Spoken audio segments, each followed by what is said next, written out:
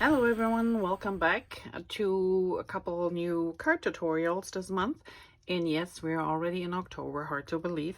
But today we're actually going to look at something really special. So this is the stamp of the month from Close to My Heart for the month of October. So this one is only available in October. And for the first time, we actually have this set coming with dies. So you can still get the $5 stamp set if you place an order of $50 or more, or if you like the set including the dies, then with a $50 order it would be $22.95. So really great set. It's got these 4 little owls and it's got this branch and then naturally all the phrases too, so super cute. And we're gonna use this today. As you can see, I already stamped a couple of times and the dies are pretty. Take them out. I got a couple extras here. So as you can see here, they're nice size dies. This is the little owl, this is the big owl. So this is one of the bigger owls and this is the smaller one. Just so you get an idea. But it is a very nice set and I just love these. They're so cute. They go well for pages as well as cards. And if you're a VIP, you still get the set for free. And if you like to have the dies with it, instead of $22.95, you're only paying $17.95 with a $50 order. The $22.95 is for everybody else with a $50 order in that month. You can also get it just regular. I will link this down below. All right, and to see where you can find this, so this is in the current September-October catalog and all the way in the back here on page 51. You can see this adorable set, October 1st till October 31st. Here's just 2 little ideas of those stamps. And you can see again the phrases a little bit more, so really cute set. Just to let you know, so this catalog is current. We have a beautiful Christmas paper in here, Home for Christmas. Just started to promote this month, so check out all the things that have been done. And then last month, and it is still available too, we promoted the Good Life, which is a gorgeous paper too. And many of you were asking and were looking for this set, including the dies. It is back in stock right now. Today is October 4th. Not sure how long it will last because it's the second shipment we already got in. So make sure if you're interested in this set to order it now or never. The stamp set might be still available after that, but usually the die versions sell out fast. All right, but back to our cards. I also used the special of this month, and I used a happy birthday. I didn't cut it out with the die. I just used the stamp, and it's a nice bold stamp on the inside. So these are the 2 sets. This is from National Stamping Month, and then this is the stamp of the month, but I will link it down below. All right, let's get going. So first of all, I got all these pieces. So when you're a subscriber to my card making workshops every month, make sure before you start adhering paper that you have it the right way up. And then I used some wood grain paper and I cut it so there's a little border around the piece. And then this one is actually a pretty old paper. It's an embossed cardstock and it has that white on the back. So you could use it this way. I was just not brave enough when I was putting the set together to use them this way. I mean, you could. Looks cute too. It's up to you, but I went with the embossed side, so I hope you can see this. And to put these together, that's pretty quick and easy. Let's adhere. I'm sure I'm gonna run out of adhesive here. Okay, so I started with the red but it doesn't matter. You just want to make sure you have an even spacing around it. And then we use the wood grain. And yes, it has 2 different wood grains, so you pick and choose which one you want. And now you just have to, it might overlap a little bit the way I cut it, or it might just butt up. So just make sure you have an even frame around here too. And that looks pretty good to me. So we're committing and putting it down. Now we have our little zip strip, and sometimes those zip strips have a tiny little bit of the paper that we cut it off on the edge here. So I'm just cutting this off. It's not a big thing. It's really just a tiny little snippet, but if it's a, in this case, orange color, it just doesn't look good. All right, now we take our green zip strip and I adhere this on top of the seam here between the 2 papers to cover that up. And that's pretty much all. We're gonna have our little phrase, and I just cut a tiny little V in here. So remember, you determine the middle of this piece and you only go as far up, so really just a tiny little bit up here, and then you go from one corner to the tip and from the other corner to the tip. And I didn't cut it all. All right. And this one is actually raised. So we need a few little foam pieces here. And our thin foam adhesive rolls are back in stock.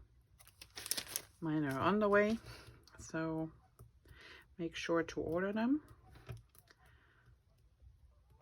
And I apologize if you hear background noises. This is something I can't turn off. I have my window open because it's still pretty warm here, even though it's October, and there are some geese on the pond making a riot. All right, so there you have it. That's the front of our card. Now to our little owls, and I used a little bit. I'm gonna remove this here for a second. So to color them, and you can use pencils, markers, whatever you have. So I used a combination of 2 things. I used our Mocha Ink. I have a couple. These are distress markers, but you can use any markers. I just happen to have those on hand, and they're great for class use too. So I used our Mocha Ink, and I just squeezed it a little bit to get ink here in my pad. And if you're doing this at home and it takes you a little bit longer, I would suggest do this. If you have a all-purpose mat, use this. If not, try a clear block that you might not use anymore. Squish some color on there. That way you can close your ink pad and it doesn't dry out so fast. And then this is like a stenciling brush. And I'm just gonna pick up some color here. And as you can see, I'm pretty much trying to get it evenly in my pencil, in my brush here. And then I start from the ears down, and I'm just giving it a little bit of color here. So nothing particular, nothing where you have to really be careful. Naturally, you don't want to smush it over the eyes, so I try to go around them. And while I'm coloring this in, or stenciling this in, whatever you want to call it, I rotate my brush so I get all the edges too. And before you go back into it, just go over your brushed in color again. There's usually plenty of color on your little brush, and you can use this with any, if you don't have a stenciling brush, you can use this with any brush that has a little bit firmer bristles. So not the really soft ones, that's kind of hard, but if they have a little firmer bristles, that will work. Okay, let's pick up a little bit more. Let's do his little body down here.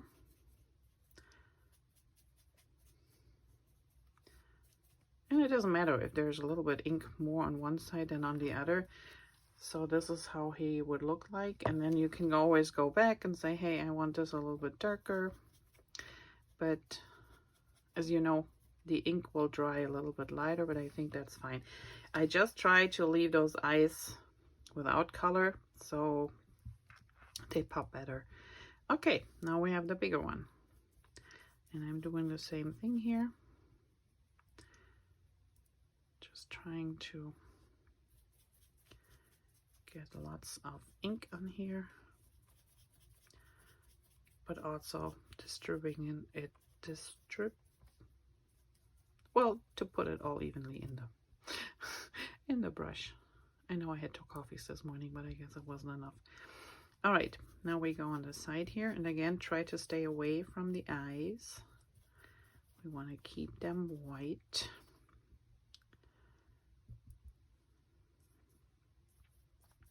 And if you ever, if you're stamped and you're, sometimes when, even so you seasoned your stamp, you know how you put them on your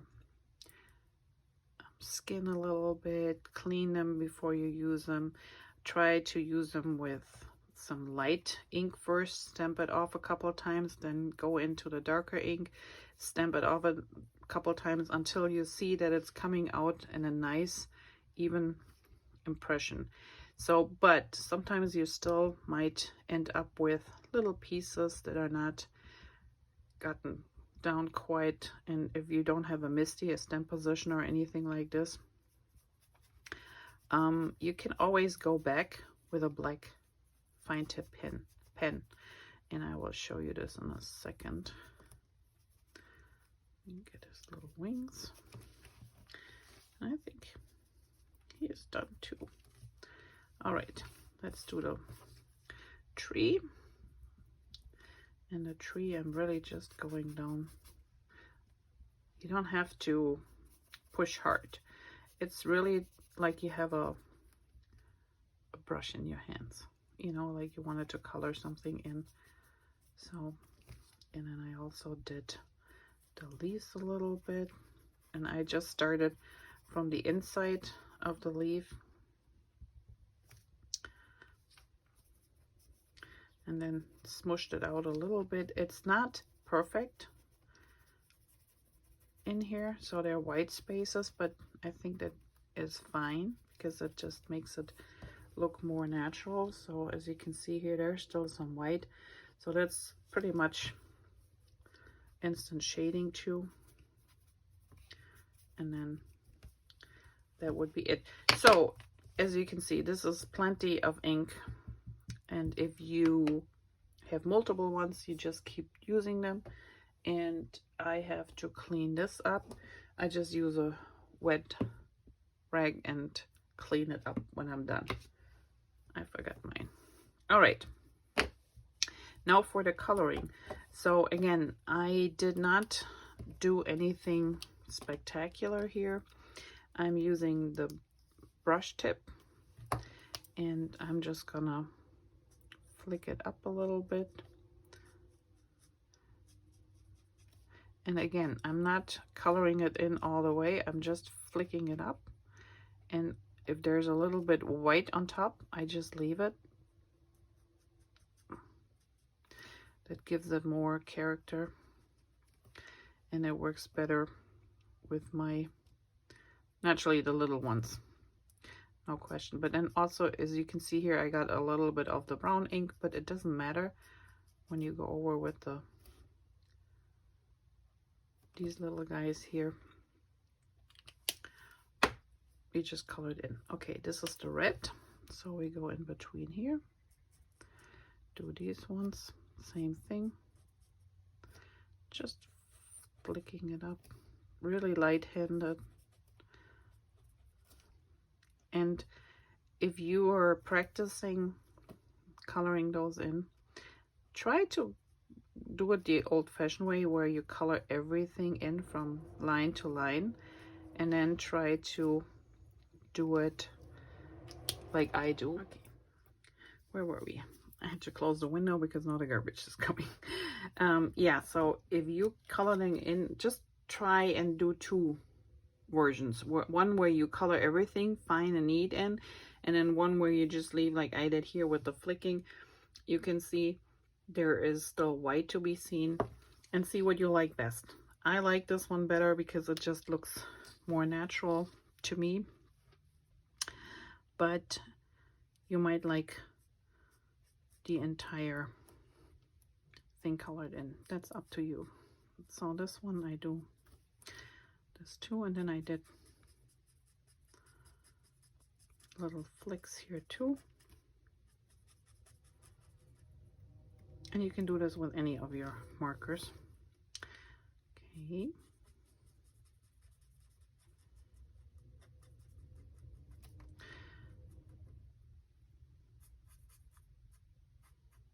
And naturally you can color in his whole body with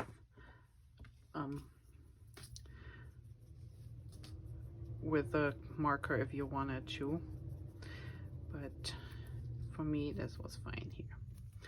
All right, now to the little legs. So I'm gonna use brown for his little feet.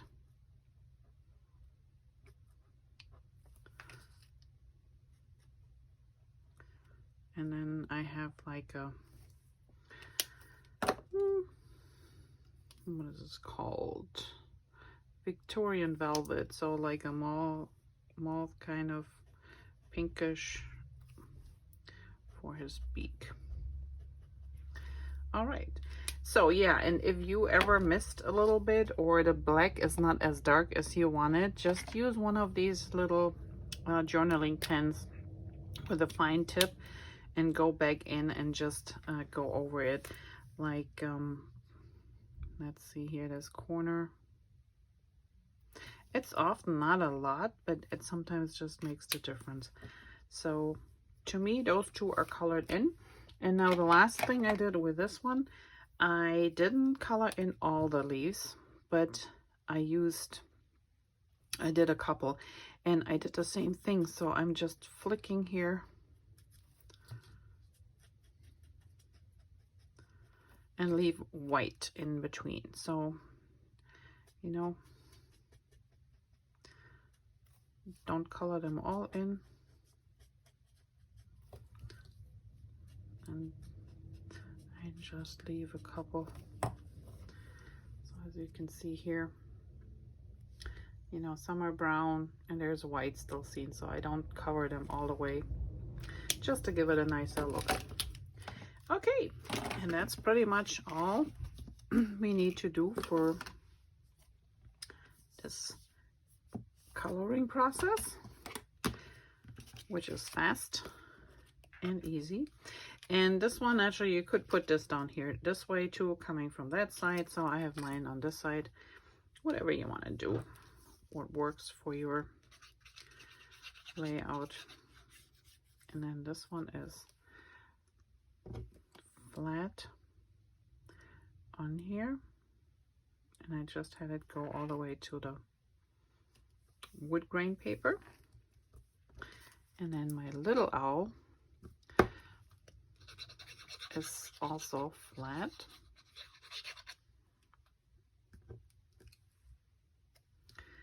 And she sits about here. And you can raise her too, but with only one raised, it just gives it a little bit more depth on the card. So these are flat, this one is raised, so it just looks a little bit more natural. What did I do with my, there, yeah. So let's put a couple of foamies on here. And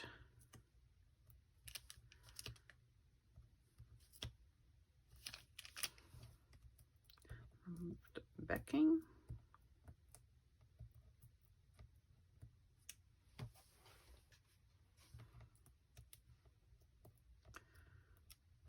One more. We can position here so they're both, their feet are a little bit on the branch, and then they're just overlapping here a little bit, there it is. And I didn't do the inside, so let's do this together. We have this cute little owl and a birthday, so what we could do is we could do a couple hearts here. Maybe do a few here.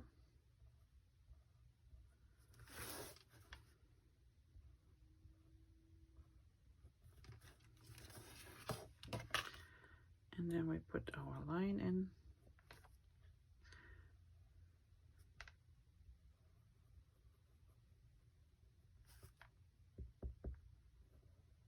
And you can do whatever you want on the inside. I just like to dress it up a little bit.